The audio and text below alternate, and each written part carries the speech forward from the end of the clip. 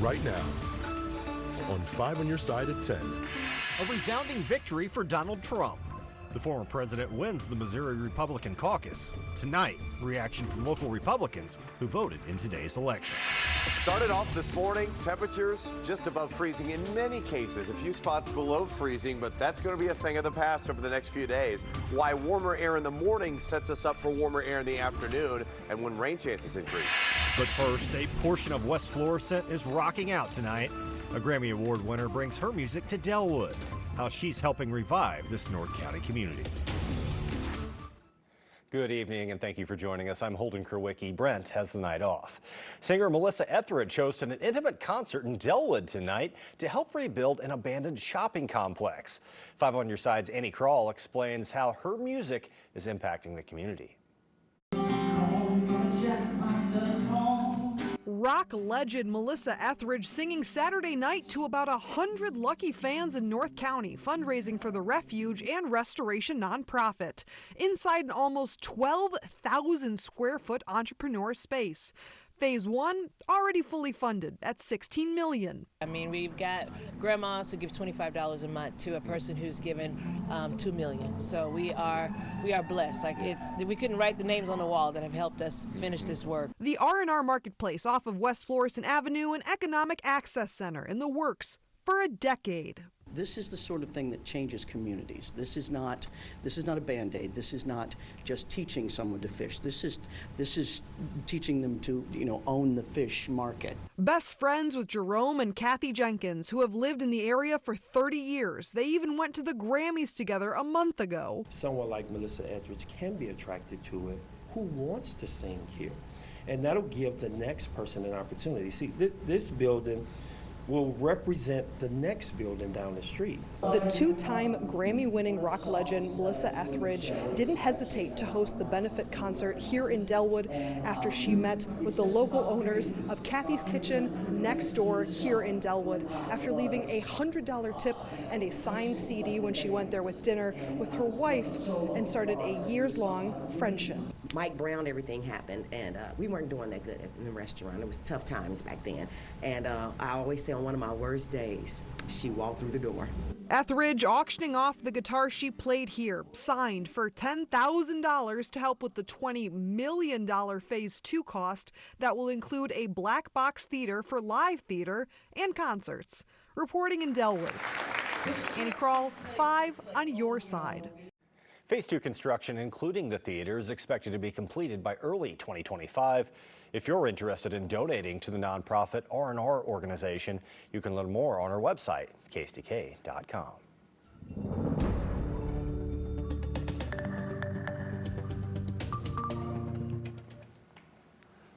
And it's a gorgeous night out there.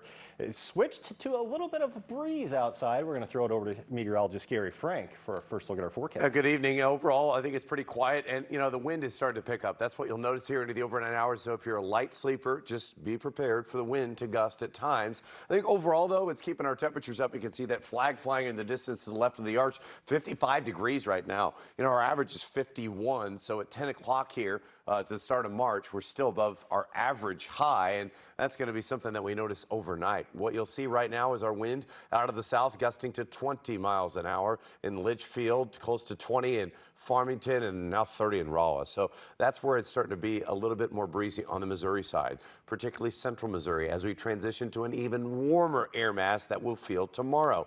So overnight, as our wind is up a little bit more on the Missouri side, temps stay up, not quite as much in the Metro East, closer to central Illinois. That's where your temps are in the low 40s. The next few days, we're close to 80 again. It's warm, but there are a few rounds of storms this week and not a particularly rainy day at any point, but we see nothing really cold in the horizon.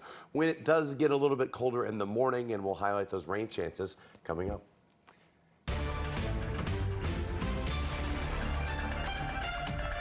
Today, Missouri Republicans nominated former President Donald Trump to carry the party banner into the November election. Trump won a clean sweep, claiming all the delegates in today's caucuses. Our political editor, Mark Maxwell, covered both events in St. Louis County. Nearly 1,000 Republicans packed the Parkway West High School gym to measure their support for either Donald Trump or Nikki Haley. In the end, they delivered Donald Trump a resounding victory. While Nikki Haley's backers were outnumbered, they were also outspoken. This is not the Republican Party. MAGA is not. Phil Schrader led a crowded gym of Republicans in singing the national anthem, but he couldn't bring himself to support Donald Trump. I want to support Nikki Haley to get things back on track. I'll get my Republican Party back. How do you feel her chances are in a room like this? Pretty slim to none. He was right. She lost in a landslide. The woman who nominated Nikki Haley was shouted down in a chorus of boos. We now have Donald Trump working for Putin. Oh, come on. Trump's been married 3 times, cheated on now his wife, and At a separate caucus site at the University of Missouri St. Louis, others weren't quite as comfortable making public declarations of political support. I'd be more comfortable with the secret ballot, but I'm happy to do this as well. At both locations, Trump supporters brushed off concerns about his brash style or legal baggage. I want somebody that's going to be authoritative.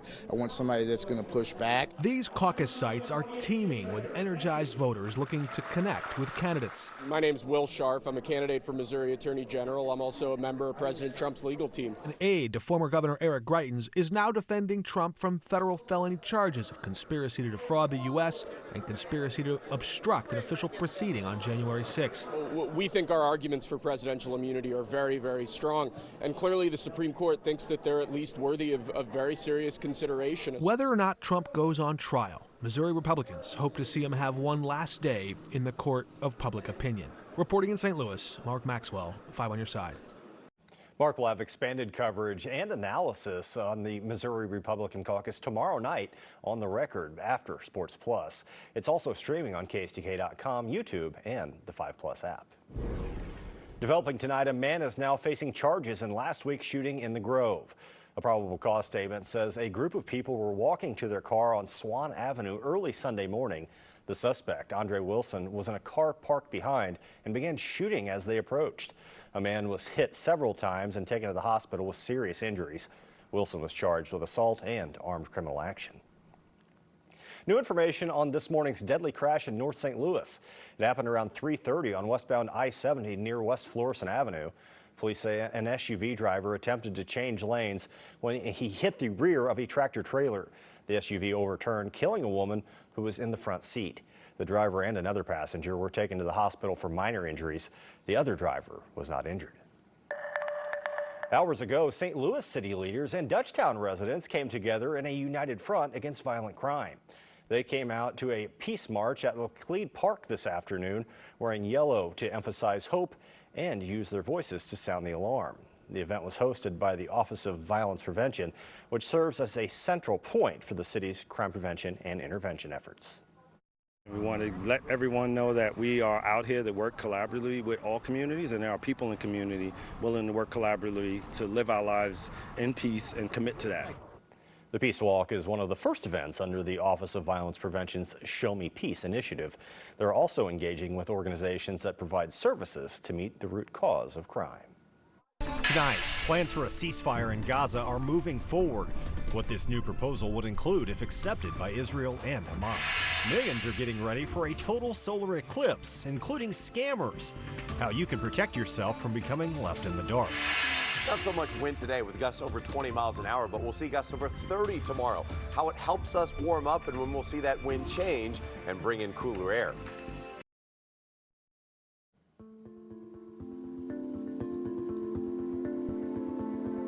Tonight, a senior U.S. official says Israel has agreed to the framework on a proposed Gaza ceasefire. It would include a 6-week ceasefire and the release of hostages considered vulnerable. Mediators in Egypt and Qatar expect to receive a response from Hamas when talks resume Sunday. A deal would also allow aid to reach hundreds of thousands of Palestinians in northern Gaza. Free Palestine! Free Palestine! Hours ago, hundreds of people took part in a rally in downtown St. Louis to protest the ongoing conflict in Gaza. Protesters gathered at Keener Plaza, calling for a ceasefire and an end to military funding to Israel. The March for Gaza was part of International Day of Action. Tonight, a Louisville bridge is partially reopened to traffic a day after a semi-truck was left dangling over the Ohio River. Officials now say the truck was hit by an incoming vehicle. The truck driver was unharmed, but 2 people were taken to the hospital with serious injuries. While the bridge will need repairs, officials say its structural integrity was not compromised. Well, looking outside right now, pretty quiet, but it is going to be much warmer as a result of this wind. How high the wind gets tomorrow and what we can expect for the rest of the week.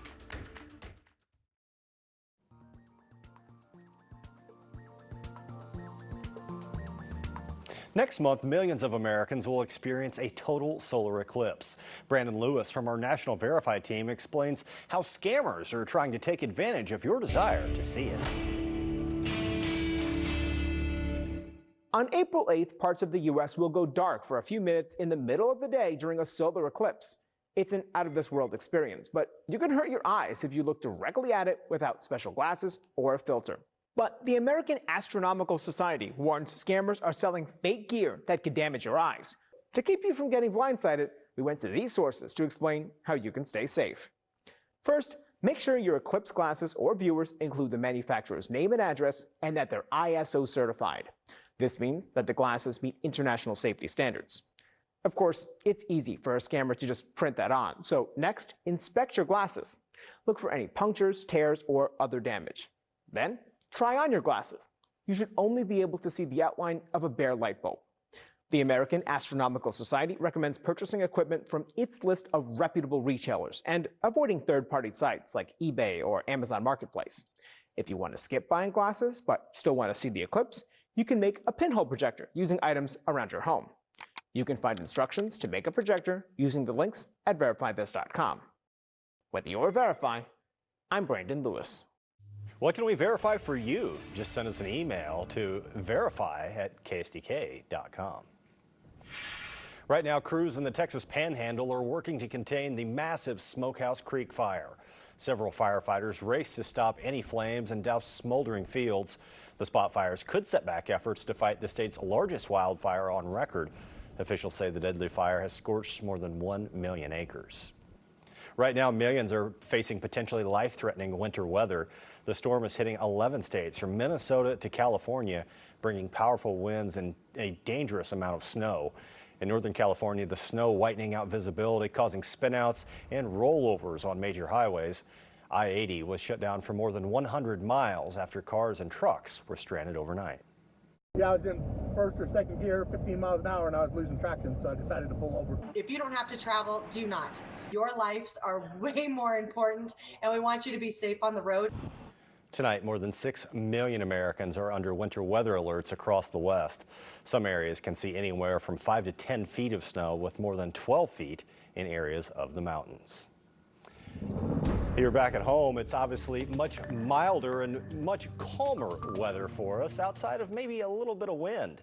Weather First meteorologist Gary Frank joins us now with the Weather First forecast. Gary, what can we expect? Yeah, wind picking up right now. That's what you're seeing over in the next several hours. You know, the wind will continue to be keeping us on the warm side overnight. I don't think that we're going to drop all that much. In fact, our overnight low is going to be similar to what we experienced on an average daytime high. Relatively clear everywhere. We have clouds that moved from central Indiana and moved out, and it's been pretty clear. It's going to be the same way tomorrow, but our temps still holding steady in the 50s, 55 in Creve Coeur, 54 in Pacific.